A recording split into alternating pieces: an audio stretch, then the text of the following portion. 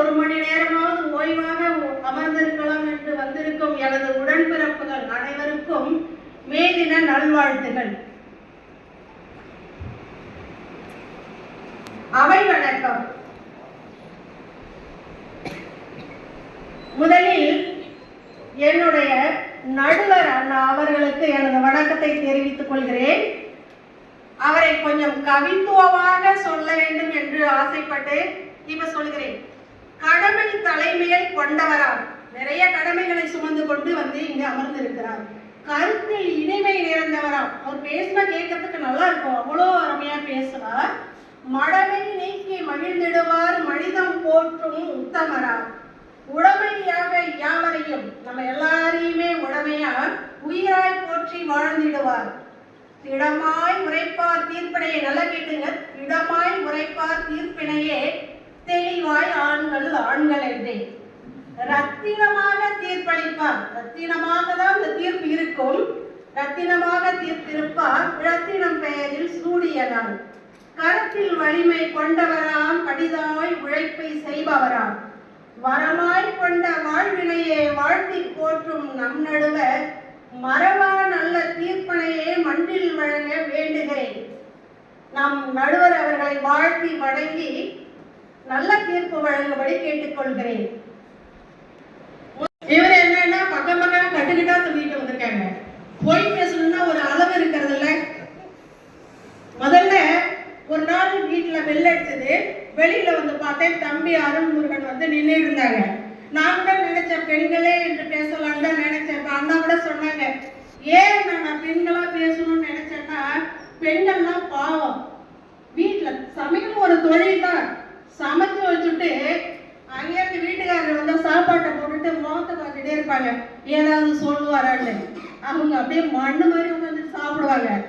இவங்களும் ஏதாவது சொல்லுவாங்கன்னு எதிர்பார்ப்பாங்க, ஒன்றும் வராது.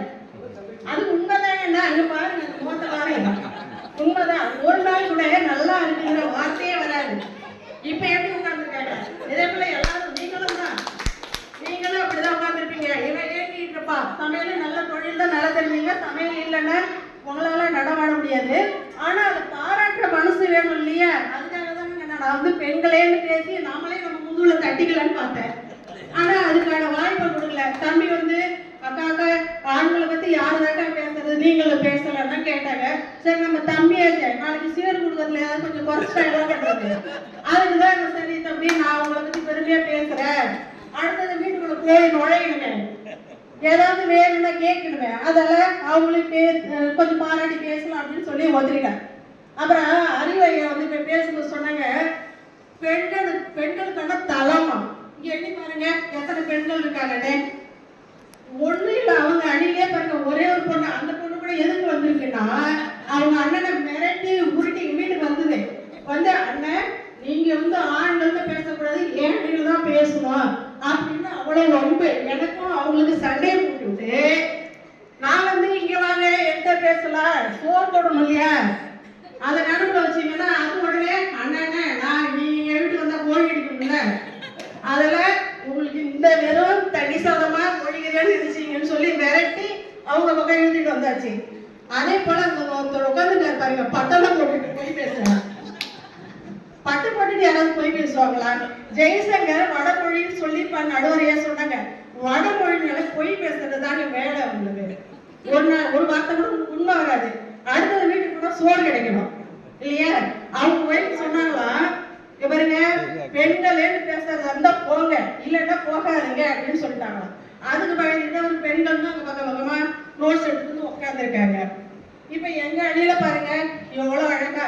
உண்மையில ஆண்கள் தான், ஆண்களை தவிர ஆண்கள் இல்லாம அது ஆணிவே, ஆண்கள்ங்கிறது வந்து ஆணிவே. அந்த ஆணிவே இல்லாம நீங்களே எங்க இருந்து வந்தீங்க? நிச்சயமா அவங்க இல்லாம நம்ம ஒண்ணும் பண்ண முடியாது. எதுவுமே பொய் மெய்யும் குழைச்சி பேசுறது தான். இங்க பொய்யும் இருக்கும் மெய்யும் இருக்கும், நாங்க பேசுறதில்ல.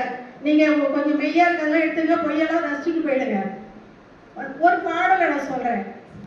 கவையாகி ஒரு உழவன் போயிட்டு இருக்கான், கவையாகி கொம்பாகி காட்டகத்தை நிற்கும் அவையெல்லாம் நல்ல மரங்கள், நல்ல மரங்கள்லாம் நல்ல கவையா கொம்பா அங்க காட்டோட ஆடிட்டு இருக்கு, அதெல்லாம் நல்ல மரம். சபை நடுவே நீட்டோலை வாசியாய் நின்றான் நெடுமரம் அப்படின்னு சொன்னாங்க. அதை கேட்டுட்டு அவன் யோசிச்சான், என்ன இது பொண்ணு தளதளன்னு வளர்ந்துருக்கா, நல்லா இருக்கான்னு நினைச்சிட்டு இருந்தோம். உடனே அவை பாட்டி இப்படி சொல்லுது, போய் நாளைக்கு என் பொண்ணை கல்யாணம் பண்ணி கொடுத்தோ இல்லை வேலைக்கு போனாலோ அவள் பேச முடியாத நின்னான்னா அவளுக்கு அவமானம் தானே அப்படின்னு சொல்லிட்டு தான் பெண்ணை படிக்க வைக்கணும். அவளுக்கு சபையில நல்ல ஒரு பெயரோட அவ எதிர்த்து எல்லாத்தையும் கேள்வி கேட்கக்கூடிய நல்ல பெண்ணை வளரணும் அப்படின்னு முடிவெடுத்து போய் பாருங்க, கல்லூரி வாசல்ல எத்தனை ஆண்கள் மகள் அழைச்சி போய் உட்கார்ந்துருக்காங்க. எதுக்கு உட்கார்ந்துருக்காங்க? அவளை வாழ்க்கையில முன்னேற்றணுங்கிறதுக்காக தான் உட்கார்ந்துருக்காங்க. அதே போல இவங்க ஓட்டு கணக்கு எடுக்கணும். ஓட்டு எடுக்க பார்ப்போம். இங்க ஓட்டு எடுத்தீங்கன்னா எத்தனை ஓட்டு கிடைக்குதுன்னு எடுங்க. பெண்கள்லாம் முன்னேறி இருக்காங்க தான், சமமா இருக்காங்க இல்லைன்னு சொல்லல. ஆனா அதற்கு பின்னாடி ஒரு ஆண் தான் துணையா இருக்காங்க. அந்த ஆண் இல்லாம பெண் கிடையாது. என்னையே எடுத்துங்களேன், நான் வெறும் பள்ளி படிப்போட தான், பள்ளிக்கு போறதே கூட எங்க தாத்தா பாட்டில இவன் வாத்தியார்டான்னு சொல்லி பொம்பளை பிள்ளையெல்லாம் கூட்டிட்டு போறோம் அப்படின்னு சொல்லிதான் எங்க பாட்டியெல்லாம் சத்த மாட்டாங்க. ஆனாலும் எங்க அப்பா இந்த பள்ளி படிப்பு வரைக்கும் அழைச்சு போனாங்க. அழுதுகிட்டே இருந்தேன். அதை பார்த்துட்டு அவங்க என்ன பண்ணாங்க, நீ படிக்கணுமா, படி, உன்னால எவ்வளவு முடியுமோ படி அப்படின்னு சொல்லி கல்லூரிக்கெல்லாம் அங்கேயே அழைச்சிட்டு போனது. இப்ப தெருவு பல்கலைக்கழகங்கள் கிளைகள் இருக்கு. ஆனா நான் படிக்கும்போது பாண்டிச்சேரிக்கு தான் போகணும். கேளுங்க, அழைச்சிட்டு போனாங்களா இல்லையா? அப்ப எனக்கு பின்னாடி யார் இருக்கா? என்னுடைய வளர்ச்சிக்கு பின்னாடி தமிழ்நாடு முழுசு சுத்திட்டு வந்திருக்கேன். எல்லா இடத்துக்கும் கவியரங்க தலைமையா போகும்போதுல யார் கூட்டிட்டு போன கேளுங்க, கொண்டே கடையை ஏற்றிட்டு ரசிச்சுட்டு உட்காந்துருந்தாங்க. யார் ஏத்துனா? இவங்க தானே. அப்ப அப்படி இருக்கும்போது பெண்களை அப்படின்னு சொல்லும் போது முதல்ல பெண்கள் நிலை என்ன? எப்பொருள் யார் யார் வாய் கேட்பினும் அப்பொருள் மெய்ப்பொருள் காண்பது அறிவு. பெண்கள் என்னைக்காவது சிந்திப்பாங்களா? சொன்னா உடனே நம்பிடுவாங்க. சொன்ன எதை சொன்னாலும் அப்படியே நம்பிடுவாங்க. அதை பத்தி சிந்திக்கிறது இல்லை. நான் அதெல்லாம் யோசிச்சுட்டு சரி ஆண்களேங்கிறத உடனே எனக்கு ஐயன் பின்னாடி ஐயன் குரல் கேட்குது. என் நன்றி கொண்டார்க்கும் உய்வுண்டாம் உய்வில்லை செய் நன்றி கொன்றவதற்கு. அப்ப இந்த ஆண்கள் செய்த நன்றியெல்லாம் நம்ம மறந்துடலாமா? மறந்துட்டு பெண்களே பேச வரலாமா? கூடாது இல்லையா? அப்ப இவங்க பொய் பேசுறத தொழில வச்சுட்டு இருக்காங்க. நடுவர் அவர்களுக்கு சொல்றேன், நல்ல தீர்ப்பு வழங்குங்க. நல்ல தீர்ப்பு தான் ஒரு ஆணுக்கு அழகு. அதை முதல்ல கணக்கு வச்சுக்கணும். நல்ல தீர்ப்பு. எங்க அண்ணா சொல்லிட்டாங்க, அவங்க சிலப்பதிகார கதையெல்லாம் எடுத்து சொன்னாங்க, உயிர் நீத்ததான் சொன்னாங்க கடைசியா. அதை நல்லா மனசுல வச்சுட்டு நல்ல தீர்ப்பு வழங்குங்க. சும்மா இந்த பொய் மூட்டை கட்டிட்டு பேசுறவங்களெல்லாம் ரசிக்கத்தோட வச்சுக்கீங்க. பிரியா இன்னைக்கு வந்திருக்கிறதுலாம் பிரியா அப்பா எல்கேஜிலேருந்து அழைச்சிட்டு போய் ஸ்கூல்ல உட்காந்து மகளுக்கு ஃபீஸ் கட்டி வேர்வை செஞ்சு படிக்க வச்சதால தான் பள்ளி தாளாளராக சும்மா வந்துட்டாங்களா? நீங்களே அப்படியே குதிச்சு வந்துட்டீங்களா? கிடையாது இல்லையா?